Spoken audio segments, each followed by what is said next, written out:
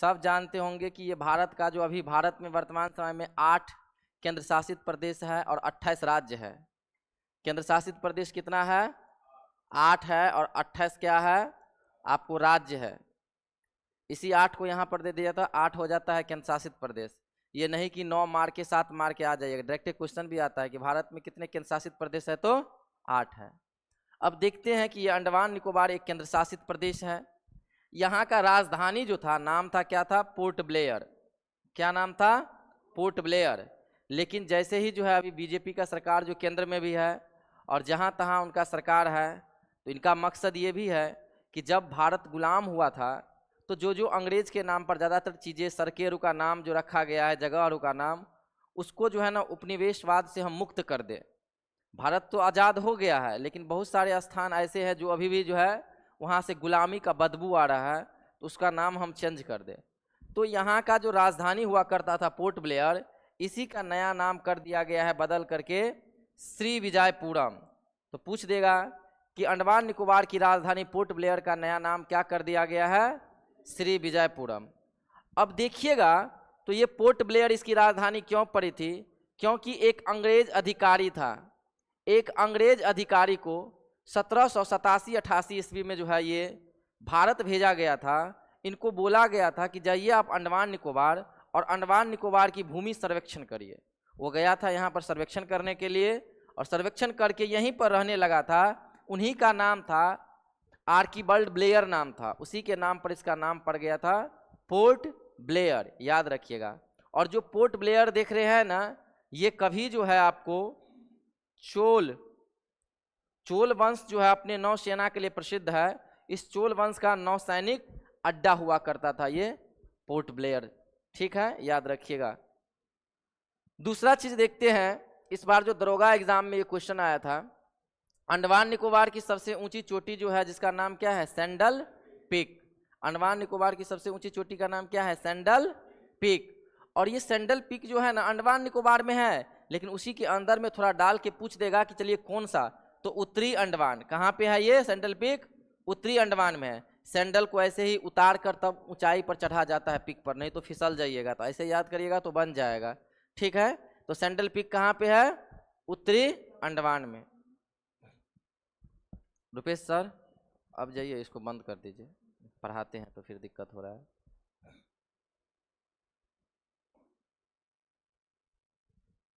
चलिए फिर यहाँ पर देखिएगा कि रेलवे बोर्ड के अध्यक्ष कौन है? सतीश कुमार। रेलवे बोर्ड के अध्यक्ष और सीईओ कौन है? सतीश कुमार। रेलवे बोर्ड के अध्यक्ष और सीईओ कौन है? सतीश कुमार। अब आते हैं फिर यहाँ पे एक राष्ट्र एक चुनाव, एक राष्ट्र एक चुनाव, इससे संबंधित जो है समिति बनाई गई थी। एक राष्ट्र एक चुनाव से संबंधित जो है समिति बनाई गई थी, सरकार ने एक राष्ट्र एक चुनाव से संबंधित समितियां बनाई गई थी। इस समिति का अध्यक्ष बना दिया गया था जो भारत के भूतपूर्व राष्ट्रपति रह चुके हैं रामनाथ कोविंद जी। इनकी अध्यक्षता में एक राष्ट्र एक चुनाव से संबंधित एक समितियां बनाया गया था। इस समिति क्यों बनाई गई थी? आप देखिएगा कि भारत में जो है हमेशा कहीं ना कहीं किसी न किसी राज्य का चुनाव हुआ करता है। कभी देखिएगा लोकसभा का चुनाव, तो कभी विधानसभा का चुनाव, अलग अलग राज्यों में अलग अलग समय पर होता रहता है। इससे क्या होता है कि जो निर्वाचन आयोग है, जो चुनाव करवाती है निर्वाचन आयोग, उनका ज़्यादा से ज़्यादा समय किसमें व्यतीत हो जाता है? ये चुनाव करवाने में ही चला जाता है। इसीलिए जो है सरकार ने एक फैसला लिया कि यदि एक देश है तो एक देश से संबंधित एक ही चुनाव हो। कहने का मतलब ये कि लोकसभा एवं सभी राज्यों के विधानसभाओं का चुनाव एक साथ संपन्न करवाने के लिए ही, इसी उद्देश्य से जो है एक राष्ट्र एक चुनाव संबंधित समिति का गठन किया गया था। और इसके अध्यक्ष किसे बनाए गए थे? रामनाथ कोविंद को। एक राष्ट्र एक चुनाव से संबंधित यानी कि लोकसभा और विधानसभा सभी राज्यों का चुनाव एक साथ संपन्न हो, इसके लिए एक विधेयक भी लोकसभा में पेश किया गया था, 129वां नामक विधेयक। और ये विधेयक जो है पास न हो सका, संसद में पास न हो सका। अंततः जो है ये अभी जो है ठहराव की स्थिति में है। आगे देखिए क्या होता है। फिर आते हैं यहाँ पे, ये है आपको बधावन बंदरगाह। बधावन बंदरगाह जो है किस राज्य में है? महाराष्ट्र में। महाराष्ट्र में एक जिला है जिसका नाम है पालघर। पालघर नामक जिले में जो है ये बधावन बंदरगाह है। याद रखिएगा, आपसे पूछेगा बार बार कि बधावन बंदरगाह कहाँ पे है। बधावन बंदरगाह कहाँ पे है? महाराष्ट्र में। बधावन बंदरगाह कहाँ पे है? महाराष्ट्र में। महाराष्ट्र के किस जिले में? पालघर जिले में। अब आते हैं वायुसेना। ये वायुसेना का अध्यक्ष कौन है? अमरप्रीत सिंह। वायुसेना का अध्यक्ष अमरप्रीत सिंह। वायुसेना का अध्यक्ष अमरप्रीत सिंह। फिर देखिएगा यहाँ पे एक आते हैं क्वाड शिखर सम्मेलन। ये क्वाड शिखर सम्मेलन आखिर है क्या? तो ये क्वाड जो देखते हैं ना, क्वाड QUARD, ये क्वाड संगठन बनाई गई है जो हिंद प्रशांत क्षेत्र है ना, हिंद महासागर प्रशांत महासागर वाले क्षेत्र है ना, उसमें देखिएगा कि चीन के बढ़ते हुए दबदबे को कायम करने के लिए, रोकने के लिए जो है 4 देशों के द्वारा मिलकर एक संगठन बनाया गया है जिसका नाम रखा गया क्वाड संगठन। इस क्वाड संगठन में जो है 4 देश शामिल हैं, जिसमें एक जापान, एक है भारत, एक है USA और एक है ऑस्ट्रेलिया। हिंद प्रशांत महासागर में चीन के बढ़ते हुए प्रभुत्व को थोड़ा सा रोकने के लिए, समाप्त करने के लिए 4 देशों के द्वारा मिलकर जो है एक संगठन बनाया गया है जिसका नाम है क्वाड संगठन। तो आपसे क्वेश्चन आएगा कि बोलिए क्वाड संगठन में कितने देश शामिल है? 4। कौन कौन? हाँ, याद रखिएगा। जैसे ही जो है ये USA में होने वाला था, भारत में ही 2024 का मीटिंग इसका, लेकिन ये रखा गया अमेरिका। जोसेफ बाइडेन जो है राष्ट्रपति हुआ करते थे 24 तक, क्योंकि जो है आप देखिएगा 20 जनवरी 2025 को कौन बन गया है? डोनाल्ड ट्रंप बन गए हैं, शपथ ले लिए हैं। तो 2024 में जो है ये भारत में होने वाला था क्वाड शिखर सम्मेलन, लेकिन अमेरिकी राष्ट्रपति के अनुरोध पर जो है ये अमेरिका में ही करवा दिया गया। कोई वहाँ पर कुछ कारण हो गया था। फिर देखते हैं जैसे ही अमेरिका में मीटिंग हुआ क्वाड शिखर सम्मेलन 2024 का, तो इन चारों क्वाड देशों के द्वारा 2 मिशन लॉन्च किया गया। एक कार्यक्रम का नाम है कैंसर मूनशॉट। तो ये जो कैंसर मूनशॉट है ना, इसको प्रारंभ करने का एक ही उद्देश्य है कि आप देखिएगा हिंद प्रशांत महासागर के क्षेत्र के आसपास देखिएगा छोटा छोटा सा गरीब देश सब है, ठीक है। उस गरीब देश में जो है भुखमरी सब है। दूसरा चीज़, वहाँ पर कैंसर और जो होता है ना, तो कैंसर और इलाज के लिए इतना पैसा नहीं है, इतना साधन वो सब जुटा नहीं पाता है, जिसके कारण वो इलाज करवा सके। तो इन चारों देशों के द्वारा अपने इन्वेस्टमेंट के द्वारा यहाँ पर कैंसर मूनशॉट नामक एक अभियान चलाया गया है, जिसके तहत उन गरीब देशों में जा करके जो है कैंसर का मुफ्त में क्या किया जाएगा? जांच किया जाएगा, इलाज करवाया जाएगा, ठीक है। यही है कैंसर मूनशॉट। फिर दूसरा जो है क्वाड देशों के द्वारा एक और अभियान चलाया गया जिसका नाम है मैत्री। ये मैत्री अभियान का क्या उद्देश्य है? तो जो हिंद प्रशांत महासागर के आसपास के जो छोटे छोटे देश है ना, इस पर यदि कोई दूसरा देश जैसे चाइना हुआ, ये सब देश यदि उसको आंख दिखाएगा, दबदबाएगा, तो अपनी समुद्री क्षेत्र की रक्षा करने के लिए जो है जो छोटे छोटे गरीब देश होंगे ना, उनको बोला गया कि तुम अपना समुद्र क्षेत्र का, अपने देश का रक्षा करना, इसके लिए तुमको हम सैन्य रूप से मजबूत करेंगे, यानी कि तुम्हारे सेना को मैं प्रशिक्षण दूंगा। क्या दूंगा? प्रशिक्षण दूंगा, ट्रेनिंग दूंगा। तो इसलिए ये प्रारंभ किया गया है मैत्री अभियान कि जो है ये क्वाड सदस्य देशों के द्वारा, खास करके भारत के द्वारा हिंद प्रशांत महासागर के छोटे छोटे देशों को अपनी समुद्री रक्षा करने हेतु जो है अभियान चलाया गया, जिसका नाम रखा गया है आपको मैत्री अभियान। चलिए, ये हो गया करंट अफेयर्स। और कहीं छूटा है? थोड़ा थोड़ा सा खींच रहे हैं, 2-4 दिन अपने जो भर जाएगा तो फिर जो है वो करेंगे। फिर देखते हैं लोक लेखा समिति। लोक लेखा समिति के अध्यक्ष कौन है? KC वेणुगोपाल। लोक लेखा समिति के अध्यक्ष कौन है? KC वेणुगोपाल। और आपके एग्जाम में भी आया था ये कांस्टेबल में कि लोक लेखा समिति का कार्यकाल कितने वर्षों का होता है? 1 वर्षों का। कितने वर्षों का? 1 वर्ष का। और ये क्वेश्चन आया था कांस्टेबल में।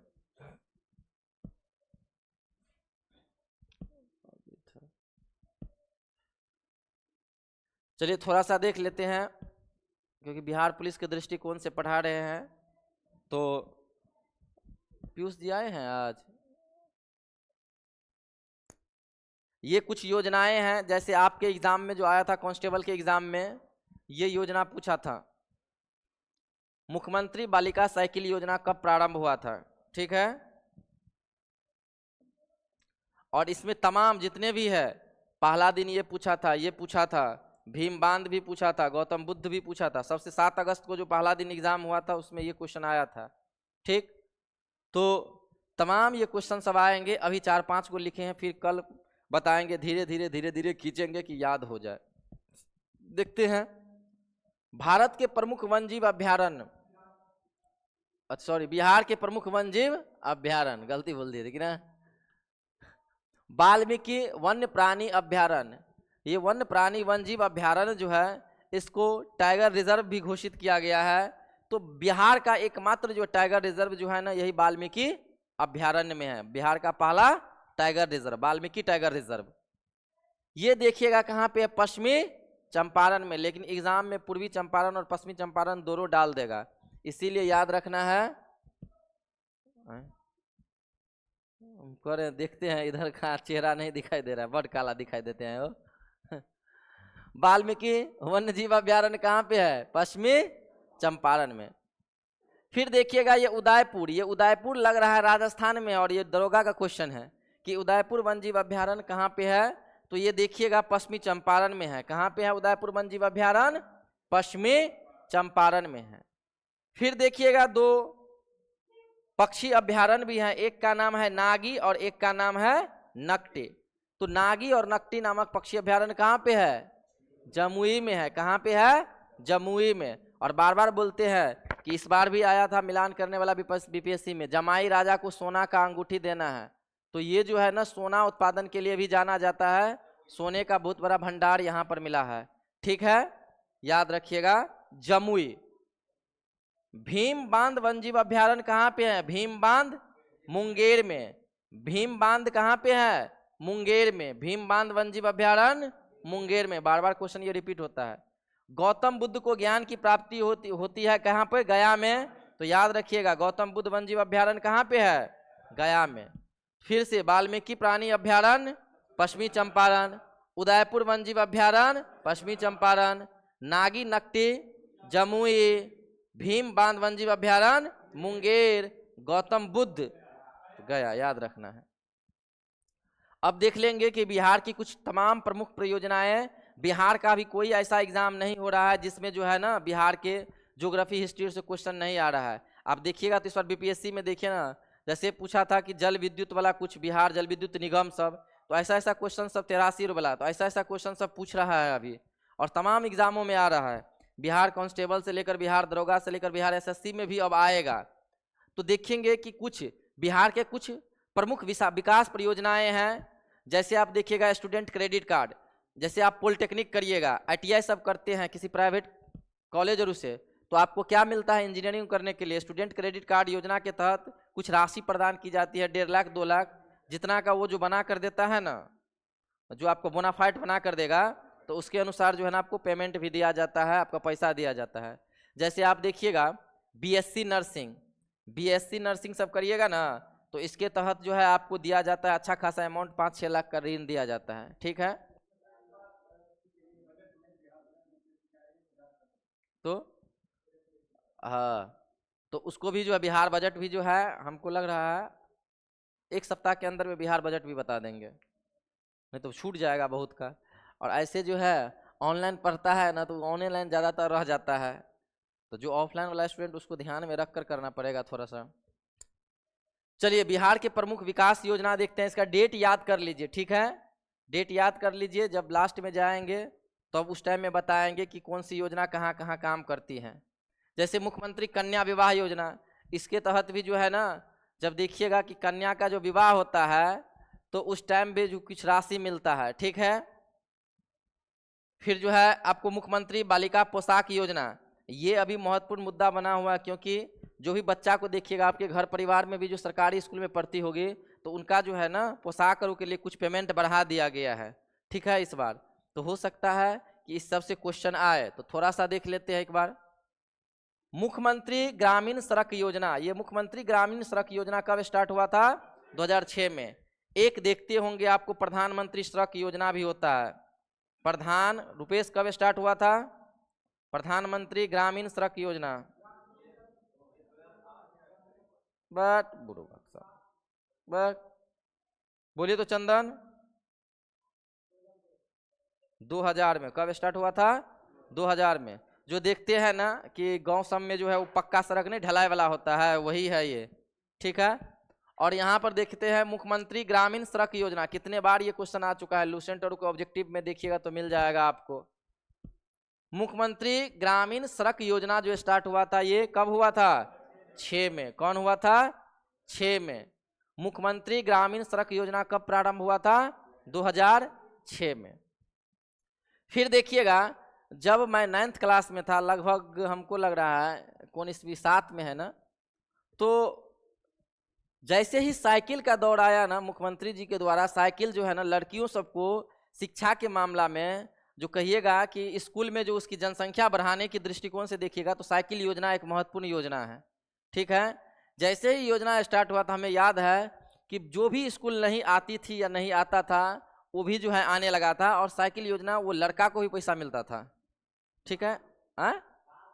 हाँ मिलने लगा बाद में, आज तक तो कोई स्कॉलरशिप मिलवे नहीं किया था, वो पहला बार वही मिला था।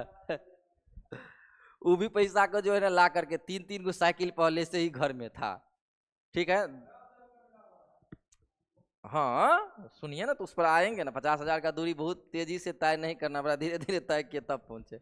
चलिए छोड़िए, आते हैं मुख्यमंत्री बालिका साइकिल योजना। 100 से साइकिल योजना तो 100 से, ये क्वेश्चन आ गया है इसीलिए, 100 से साइकिल योजना तो 100 से 7। 7 निश्चय योजना कार्यक्रम ये कब स्टार्ट हुआ था? 16 में। कब हुआ था? 2016 में। स्टूडेंट क्रेडिट कार्ड योजना कब हुआ था? 2016 में। स्टूडेंट क्रेडिट कार्ड योजना कब स्टार्ट हुआ था? 16 में। देखिए तो ना, देखिए ऐसे भी 2-4 बार करिएगा ना तब का याद हो जाएगा। जैसे अब कहिएगा 100 से तो बोले है 7, तो 100 से 7 यहाँ पर भी 100 से है तो 16 वाला, या तो 7 मार के आइएगा एग्जाम में या तो 16 मार के आइएगा, लेकिन इज्जत प्रतिष्ठा के साथ गलती करके आइएगा, ठीक है। 100 से 7 तो 100 से 16, 100 से स्टूडेंट क्रेडिट कार्ड होता है तो 100 से 16। मुख्यमंत्री कन्या विवाह योजना कब स्टार्ट हुआ था? 2006।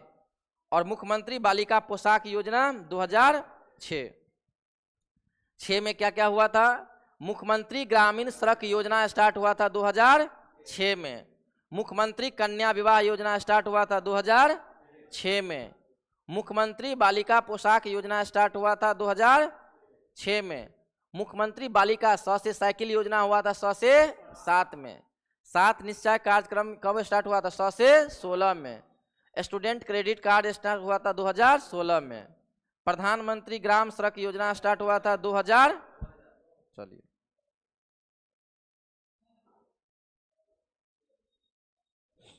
आज देख लेंगे जैन धर्म, क्योंकि जब बिहार का एग्जाम देने जाते हैं या कोई भी एग्जाम, भारत के तमाम एग्जामों में जैन धर्म और बौद्ध धर्म से क्वेश्चन आने की संभावनाएं प्रबल रहती है। ऐसे भी ये बिहार से संबंधित है तो थोड़ा सा जान लेते हैं। जैन धर्म के संस्थापक कौन थे? तो ऋषभदेव थे, और इनका पूजा पाठ करने वाला भी पहला कौन सा था? ऋषभदेव। ऐसे याद समझना है, ठीक है, डीपली में न जाएंगे कि पते न चलेगा। जैन धर्म के जो है संस्थापक कौन थे? ऋषभदेव थे। कौन थे? ऋषभदेव। और जैन धर्म के पहले तीर्थंकर भी पूछेगा तो क्या कौन थे? ऋषभदेव। पूछेगा कि जैन धर्म के संस्थापक कौन थे? ऋषभदेव। वृषभ का मतलब सुनते होंगे बैल, संस्कृत में वृषभ का मतलब क्या होता है? बैल। तो पूछेगा इसका जो है चिन्ह क्या था? वृषभ रहेगा, ठीक है, याद रखिएगा, बैल भी कहीं कल डाल देगा। तो जैन धर्म के संस्थापक थे ऋषभदेव, और जैन धर्म के जो है पहले तीर्थंकर भी थे ऋषभदेव थे।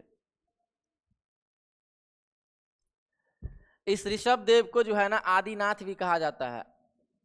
आदिनाथ कभी काल ये भी आ जाएगा। अब देखते हैं जैन धर्म में जो है ना कुल जो है जो तीर्थंकर जो हुए, महान महान जो है व्यक्ति हुए, वो हुए 24 गो। लेकिन उस 24 ठो में से 3 गो का नाम हमेशा उसके बारे में जानकारी रखना है। एक तो ऋषभदेव, ये हुए थे आपको प्रथम तीर्थंकर।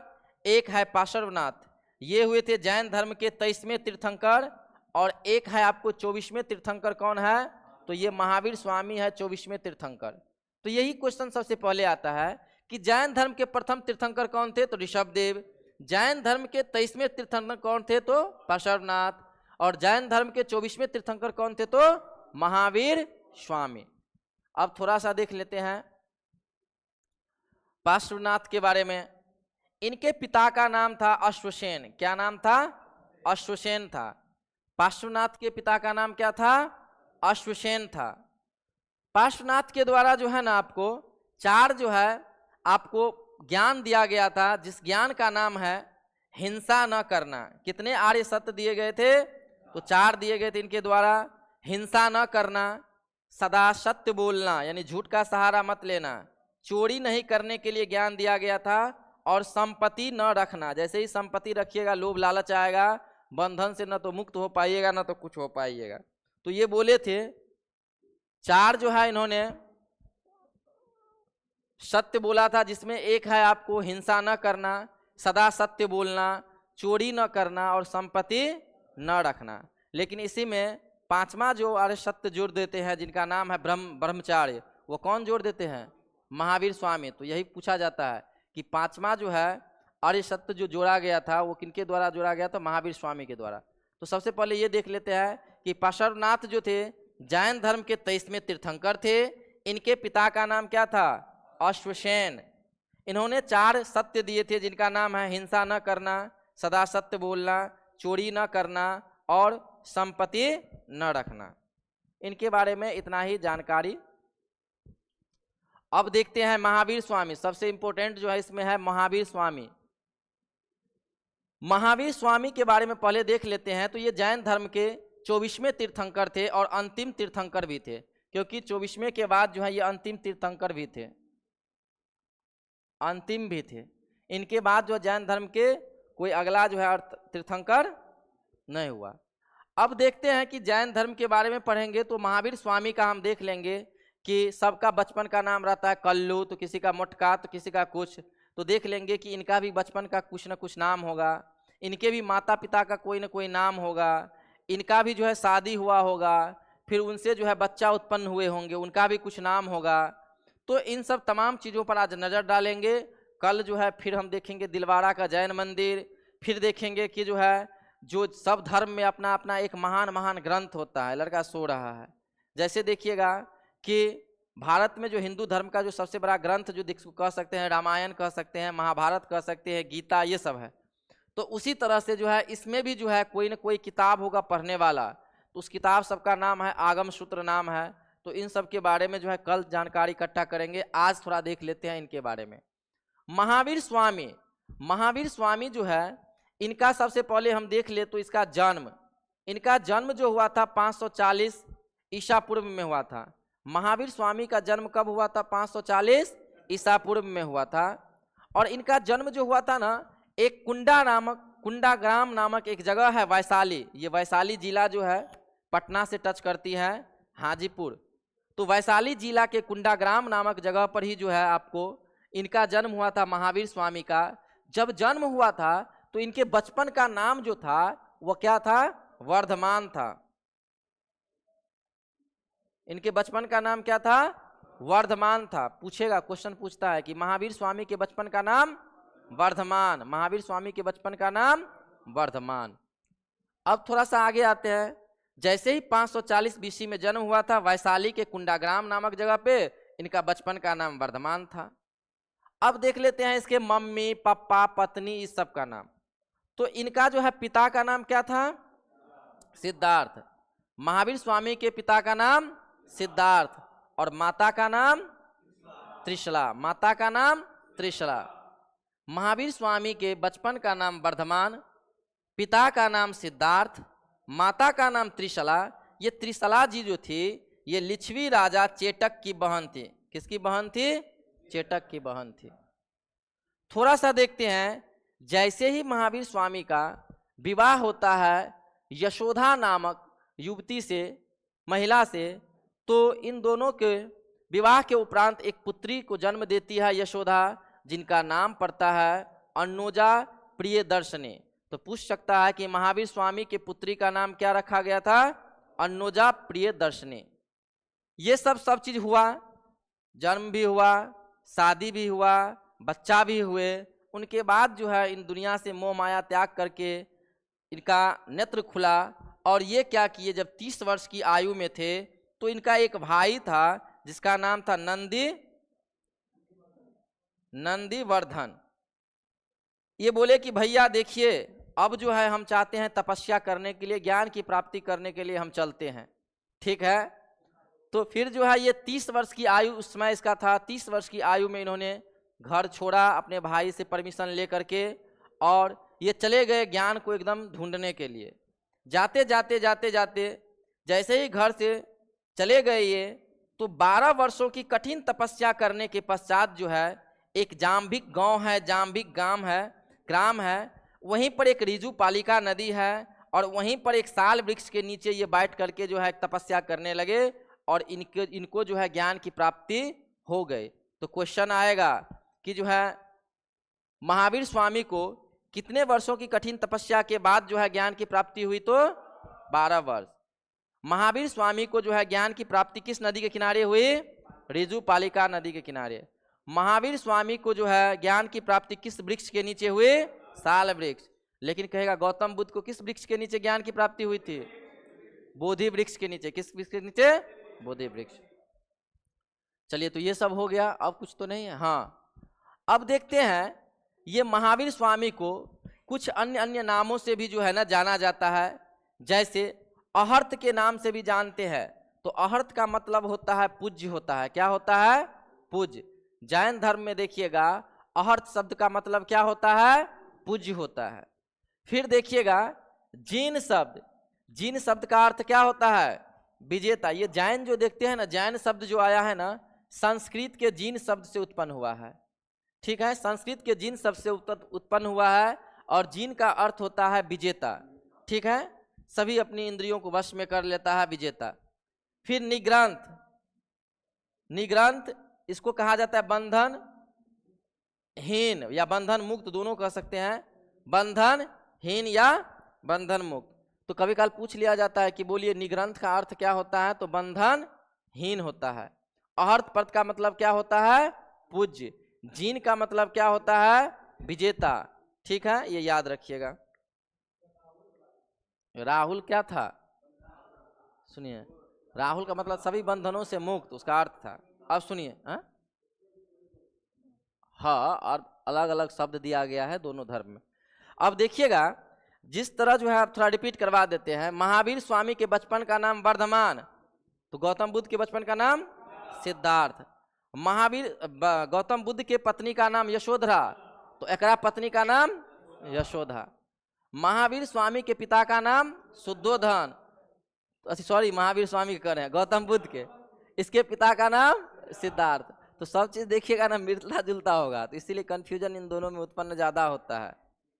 तो जब आप बौद्ध धर्म पढ़िए तो 10 दिन के बाद जो है ना ये पढ़िए, ठीक है। चलिए अब आते हैं आगे। थोड़ा सा किसी को दिक्कत होगा तो घबराने वाली बात नहीं है, 2 दिन 4 दिन में जो है ना आपका सब जो है फिर धीरे धीरे ठीक हो जाएगा, क्योंकि पढ़ना पड़ेगा आप ही को।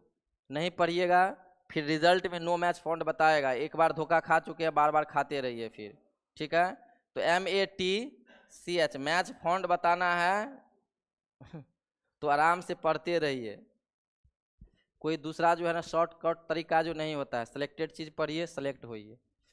चलिए थोड़ा सा देख लेते हैं दिवस, क्योंकि दिवस से रिलेटेड जहां तक मैं दरोगा की बात करूं तो इसमें लगभग 2 से 3 क्वेश्चन आता है, ठीक है। बिहार कांस्टेबल की बात करूं तो उसमें भी 1-2 क्वेश्चन आ ही जाता है। फिर रेलवे का जो एग्जाम का तैयारी करते हैं उसमें क्वेश्चन सब आता ही है। तो देख लेते हैं शिक्षक दिवस।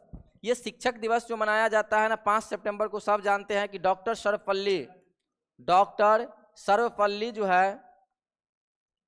सर्वपल्ली राधाकृष्णन के जयंती को जो है शिक्षक दिवस के तौर पर मनाया जाता है, ठीक है। और डॉक्टर सर्वपल्ली राधाकृष्णन भारत के जो है प्रथम उपराष्ट्रपति और भारत के द्वितीय राष्ट्रपति भी रहे थे, याद रखिएगा। फिर यहीं पर 2 शब्द है, एक तो है शिक्षक दिवस यानी कि भारत के अंदर, यानी कि राष्ट्रीय शिक्षक दिवस जिसको बोल सकते हैं, यानी शिक्षक दिवस भारत के अंदर ही मनाया जाता है 5 सितंबर को। लेकिन पूरे दुनिया में देखिएगा विश्व शिक्षक दिवस यदि कह देगा तो ये मनाया जाता है 5 अक्टूबर को, 5 अक्टूबर को। फिर देखिएगा यहाँ पर है अंतर्राष्ट्रीय साक्षरता दिवस, ये कब मनाया जाता है? 8 सितंबर को। अंतर्राष्ट्रीय साक्षरता दिवस कब मनाया जाता है? 8 सितंबर को मनाया जाता है। फिर देखते हैं राष्ट्रीय हिंदी दिवस और एक आएगा विश्व हिंदी दिवस, तो दोनों पर ध्यान दीजिएगा। राष्ट्रीय हिंदी दिवस जो है ना 14 सितंबर को मनाया जाता है। बहुत ही अहम भैया ये है। क्यों मनाया जाता है? क्योंकि 14 सितंबर 1949 को हिंदी को संघ की राजभाषा घोषित किया गया था। क्या किया गया था? संघ की राजभाषा घोषित किया गया था। इसीलिए जो है 14 सितंबर को प्रति साल जो है प्रतिवर्ष भारत के अंदर में हिंदी दिवस मनाया जाता है राष्ट्रीय हिंदी दिवस के नाम से। लेकिन वहीं पर देखेंगे पूरे दुनिया में जो है विश्व हिंदी दिवस मनाया जाता है वह 10 जनवरी को। कब मनाया जाता है? 10 जनवरी को। फिर देखते हैं ओजोन परत संरक्षण दिवस। जो ओजोन लेयर जो डैमेज हो जाता है और जिससे जो त्वचा का स्किन का बीमारी हो जाता है, कैंसर हो जाता है, उनको जागरूक करने के लिए कि ओजोन परत को आप जो है जैसे ये सब यूज करते हैं ना अपना लोग, क्या कहते हैं एसी तेसी ये सब कूलर सब, तो इस सब को नहीं यूज करिए। नहीं तो इस सब से जो है CFC गैस और जो निकलती है तो वो क्या करती है? ओजोन परत को पतला कर देती है। हाँ ठीक है, लेकिन बहुत हद तक वो सब भी नहीं ठीक है, ऐसे कहा जाता है। लेकिन कौन एसी नहीं यूज करता है? एसी भी करता है, कूलर भी करता है, उसको क्या कहते हैं रेफ्रिजरेटर और जो वो सब होता है, फ्रिज और वो सब यूज करता है। हाँ, तो ओजोन परत संरक्षण दिवस जो मनाया जाता है कब मनाया जाता है? 16 सितंबर को। ये दिवस इसलिए मनाया जाता है लोगों में जागरूकता फैलाने के लिए कि ओजोन परत को डैमेज, लेयर को डैमेज नहीं करना है, पतला नहीं करना है। ठीक है, तो इसीलिए ये दिवस सब मनाया जाता है। जैसे विश्व गेंडा दिवस। अब ये दिवस मनाने का क्या तात्पर्य होता है? कोई भी दिवस मनाया जाता है ना उस चीज के प्रति लोगों को जागरूक करने के लिए। क्या हुआ? हाय हंस रहे हैं। विश्व गेंडा दिवस कब मनाया जाता है? 22 सितंबर को। ये सब मेरे भाई याद होगा कि शिक्षक दिवस 5 सितंबर को, अंतर्राष्ट्रीय साक्षरता दिवस 8 सितंबर को, राष्ट्रीय हिंदी दिवस 14 सितंबर को, विश्व हिंदी दिवस 10 जनवरी को। ये सब याद होता है जनरली। लेकिन आपको यदि अलग होना है तो थोड़ा सा ये याद करिए कि विश्व गेंडा दिवस कब मनाया जाता है? 22 सितंबर को। कब मनाया जाता है? 22 सितंबर को। फिर देखिएगा अंत्योदय दिवस कब मनाया जाता है? 25 सितंबर को। किसके जन्म दिवस के तौर पे? बोलिए। पंडित दीनदयाल उपाध्याय। दीनदयाल उपाध्याय के जन्म दिवस को अंत्योदय दिवस के रूप में मनाते हैं 25 सितंबर को। विश्व पर्यटन दिवस कब मनाया जाता है? 27 सितंबर को। विश्व पर्यटन दिवस 27 सितंबर को। क्या कुणाल जी? रात में कुणाल जी मिश्रा वाला आप ही थे?